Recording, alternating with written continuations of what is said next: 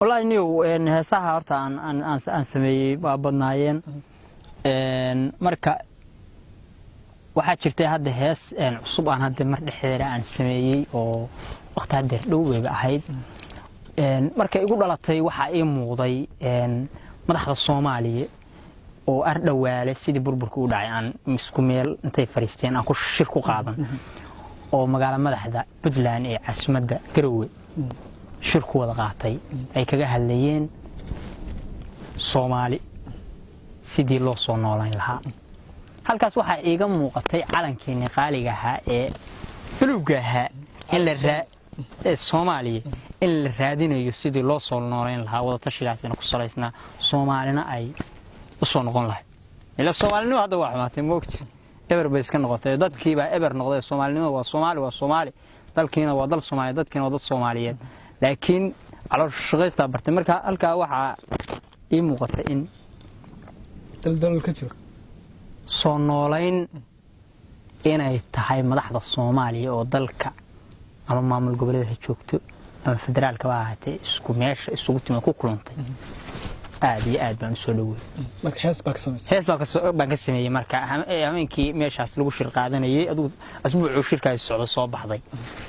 hay marka heestaas calankayba ku samaysantaa sideeda calanka Soomaaliyeed bay ku salaysantaa marka maxay leedahay heestaas waxay leedahay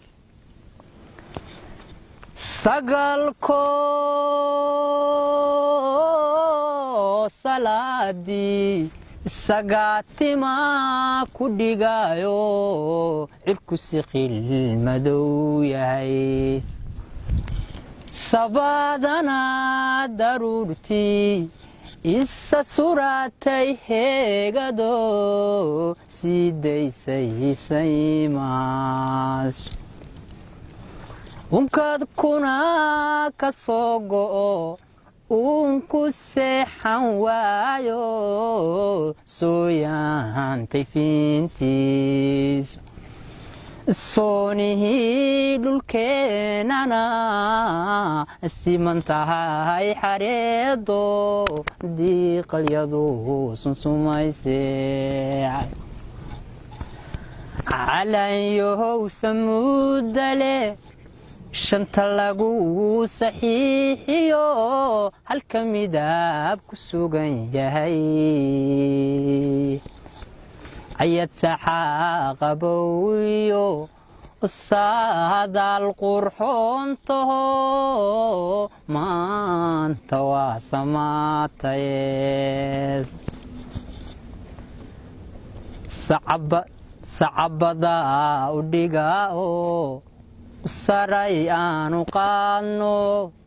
sababihiina soo maray Soomaali weyney ka sariigta weligiin nabadii sarquunta soo hoyootay caawe sacabada u dhigao saray aanu qaadno sababihiina soo maray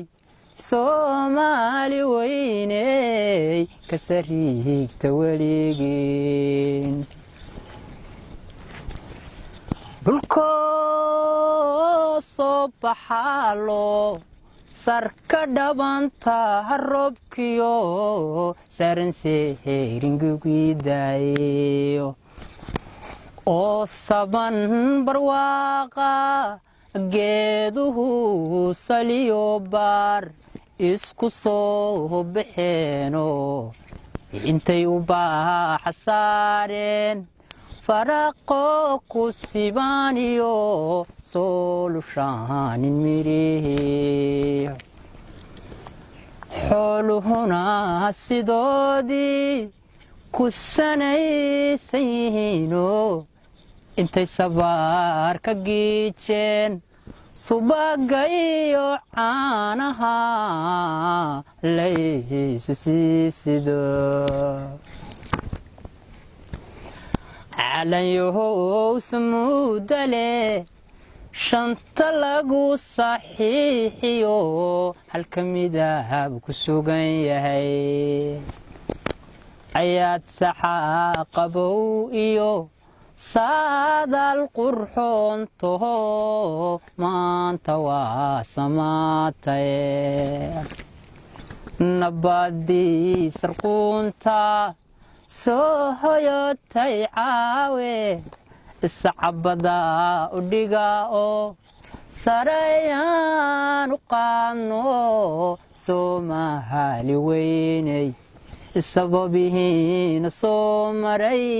ka saari higta weligiin ay leedahay soo maray ka saari weligiin waa mahadsan tahay Cabdalle Maxamed Guure